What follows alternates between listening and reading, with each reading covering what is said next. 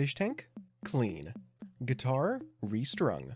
Coffee pot? Dead. Where am I? Caffeine-related travesty aside, hello, my name is Chuck Ross, and we're playing Minecraft. And today, we're dealing with bees.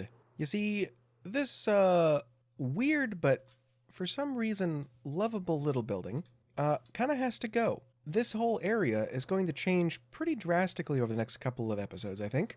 It's cool, I like it, but it's not gonna stay here. Neither is this barn though, so you know, it's in good company.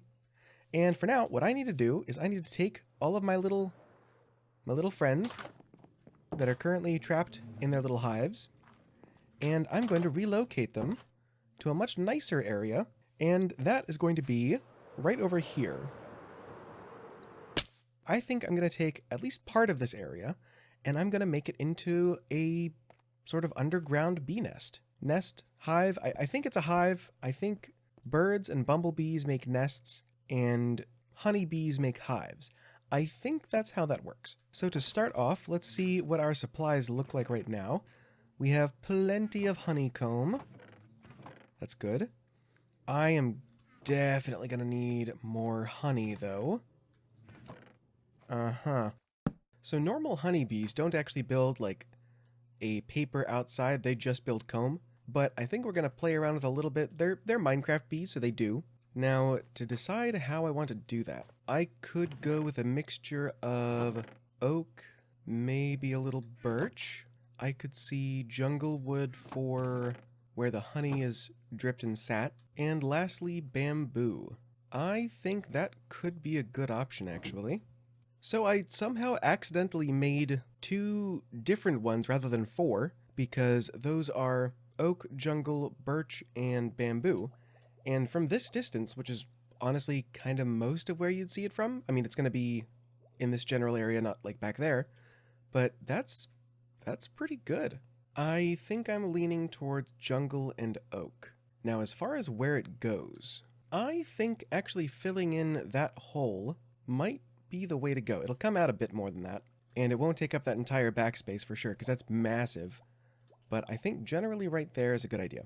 So now I just have to get building. New plan. I think instead of doing it here, I'm going to do it on this stalactite. I'm sorry, the stalagmite. Yeah, this is a mite because it doesn't go all the way to the top, and it'll be a little more out in the open. Also, I will be able to like actually get to it. If I need to get bees, it'll make that a little bit easier.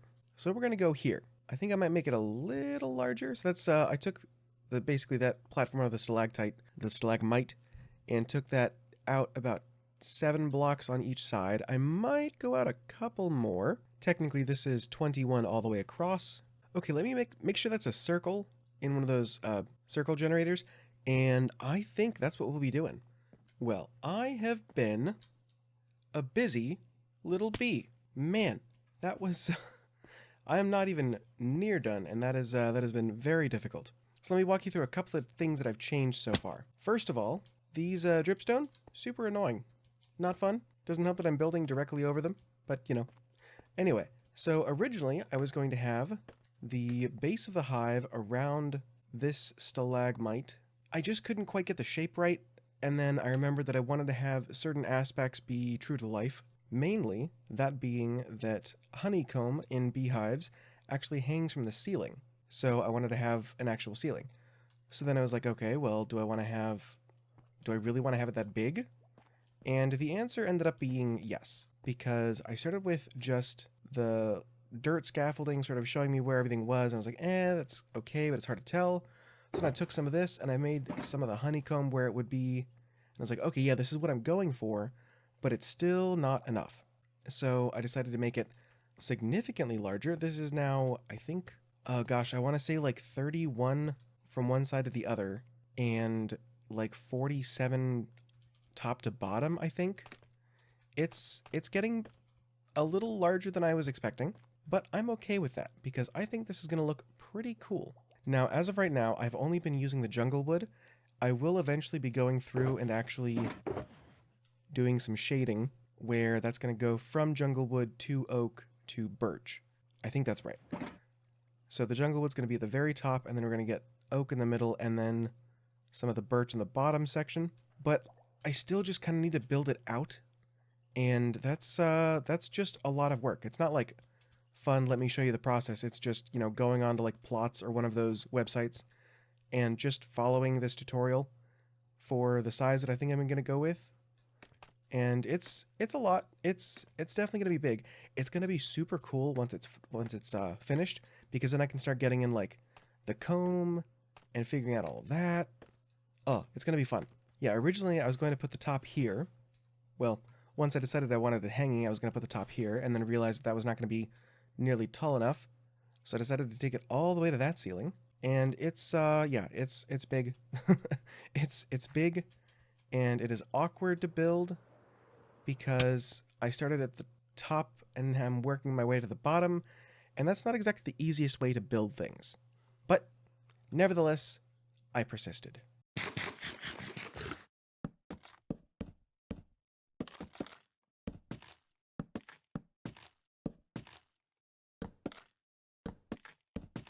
Well, I finally got the shape all done, and man, this is gonna be cool. So as of right now, this is just stripped birch at the bottom, stripped oak in the middle, and then stripped jungle at the top. I decided to leave this giant stalactite because I think it'd be a cool feature.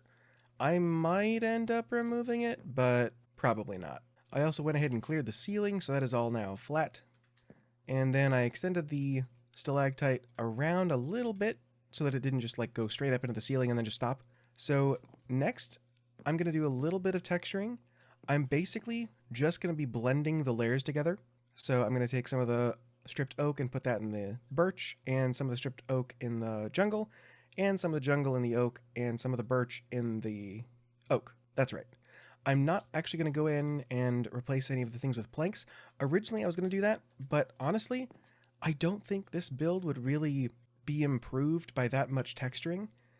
So I'm just going to go with this. Now, I'm going to do that, and then we can get on the combs. That'll be fun. I might go up and move around some of the jungle, because I just kind of, towards the end there, I'm not going to lie, I was I was kind of just throwing it wherever it seemed to go, and didn't really care about orientation. Although it doesn't really seem like the changing the direction would actually make it any more textured.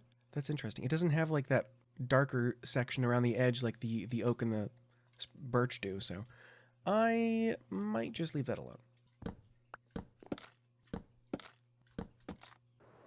Well, I finally finished doing that, and honestly, I don't know if it's because of how far away it is, or just the lighting, or what, but it doesn't make a whole lot of difference. Like, I did the blending, which it does look good. I'm happy with it. But I guess it's just the scale and the fact that it's in such shadow that it's kind of hard to even see it. I mean, it was so hard to see that I actually went ahead and added some of the planks to the front. And still, kind of hard to see. Full disclosure, I gave up like halfway through doing the blending all the way around because you're only ever going to see it from this angle outside. So I kind of felt like there's really no point in me doing that all the way around. So I didn't. Sue me. I think I'm going to go ahead and get the honeycomb in, because that will be actually very straightforward. What sucks about honeycomb is that there isn't like a tool that you can use to speed up picking it up. It's just always going to be the same speed no matter what. I think I want them running this way, and I think I might go ahead and pack them pretty close together. So coming up to the ceiling, let's go ahead and see about spacing for these. So I do kind of want to pack it absolutely full. So I want one space, one space, one space. Nice, that works out perfectly. Okay, I guess let's start with this one, since this will be the easiest to do overall. And I want it to always have space to walk around it for the bees. I watch a whole bunch of bee videos. It's just one of those little like niche YouTube genres that I really enjoy personally. So I know that honeybees hang their comb from the ceiling in vertical strips. Yeah, vertical strips. And that it never actually touches the ground when they can, or at least they try not to let the comb touch the ground. I know that some comb is used mostly for honey and pollen and all that. I think there's enough space around there that looks normal. This is so unnecessary. I'm I'm probably never going to come in here. There's no point in me doing this. This is okay. Well, here we are. So this is a little bigger than I was expecting. I got it all marked out and then started filling it in. And I was like, took a step back and realized, you know what, this is a lot. I'm still gonna do it, but this is a lot. Well, I finally finished it, and man, that was a lot. So next, I think I'm actually going to change where the holes are, and I'm gonna make them bigger because I spent all of that time putting in all of those honeycombs, and you can like barely see anything in there. So I think I'm actually going to put one hole there. I think I might do another one low there, and then another one kind of up here. That way you can kind of actually see them poking in. I think it's going to be like a 3x3 opening. We'll give it a try. It feels pretty good. I kind of like that it's not even. And no block left behind. And okay. I kind of like it. I think I want to add one more though. Maybe on this side. Yeah. We'll go one over here. Give me a marker to find. That looks good. Am I the only one that does that, where I use like flaming arrows to mark where I'm going to be doing things in a build? Because I've been doing that for a while now, and I'm like, I don't think I've ever seen any other people do that. H-O-T-T-O-D-O. And let's go, obviously there, and then a little bit here, and then bring that up a little bit more there. Kind of a big one, actually. Let's put you back. That feels kind of obvious. Well, we'll do that. And then we add a little bit of ambient lighting. I think I'm going to have to shade around the openings. Thank you for not setting me on fire.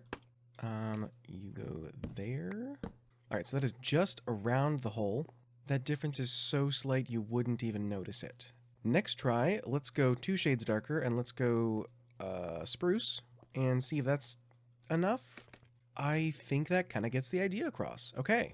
That definitely accentuates the very regular shape of it, though, so I might go and add a little bit. So, like, I'm thinking more towards the bottom, and then we'll just throw in one more over here.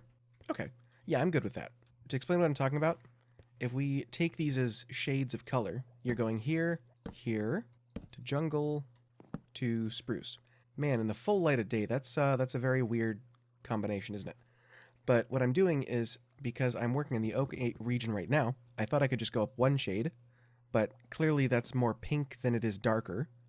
So I had to go up an extra shade, or 4, to make it look darker. So with this one, I should be able to do it with the jungle wood, and I might be able to do this from the inside, which might make things a little easier. Tell you what, let's just try it all with spruce first. And ooh, okay. Now this could look pretty cool if it actually comes across. So basically, wherever I think it's going to be visible from the outside, I am coming in and putting a little bit of honey scattered throughout the comb. Hopefully that'll look good. It should. It's very subtle, but I think it's a good touch.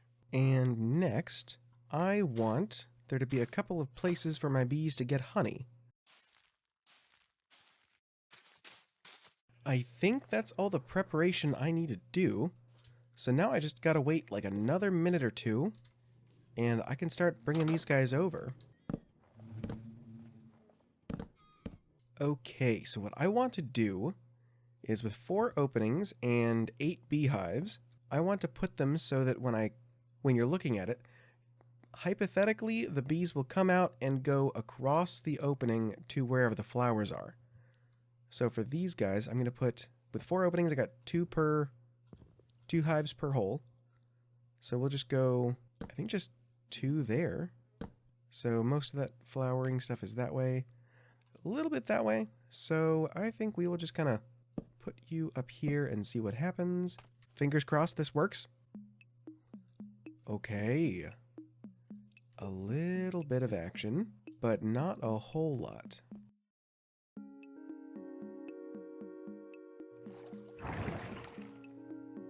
What are you doing?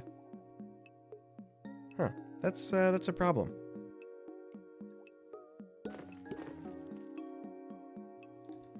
Okay, you're not getting this, are you? You know, you try to do something nice.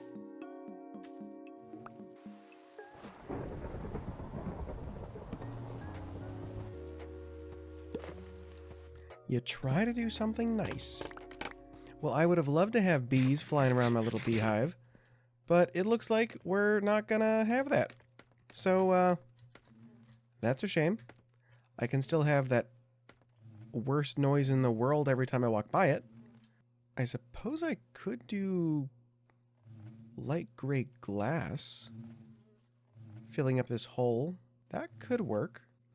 Anyway, for now, I'm gonna say that's good. I shouldn't have done this. It's so dumb. To give you an idea, items used, we go down to 6,338.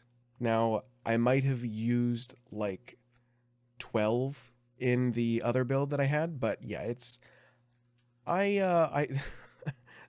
there's such a smarter way of doing this, and I really should have spent any time thinking about it, but I am very pleased with it, I gotta say.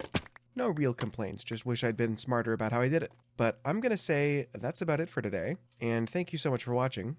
If you like this, maybe leave a like, maybe subscribe. That'd be nice, I'm trying to get to 500. Thank you so much for watching. I've been Chuck Ross. I'll see you guys next time. Bye-bye.